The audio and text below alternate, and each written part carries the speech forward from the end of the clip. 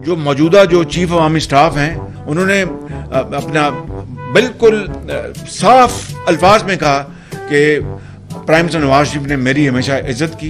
General Qamar Javed Bajwa साहब, आप ही इस मुसीबत की मारी कौम की परेशानियों का मूजिब हैं। जनरल कमर जावेद बाजवा साहब, आपने हमारी अच्छी भली चलती हुकूमत को रुखसत करवाया और मुल्क और कौम को अपनी ख्वाहिशात की भीड़ चढ़ाया। मेंबराने पार्लियामेंट की खरीदो फरोख्त जिससे हम अरसा दराज से जान छुड़ा चुके थे, दोबारा आपने शुरू करवाई। जजों से जोर जबरदस्ती से फैसले आपने लिखवाए। इंसाफ करने के जुर्म में जस्टिस शौकत अजीज सिद्दीकी और काजी फाइज ईसा के खिलाफ तमाम इक़दाम आपके इमाम पर किए गए।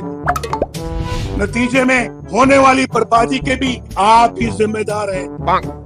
जनरल बाजवा साहब, जवाब आपको ही देना पड़ेगा। आपको।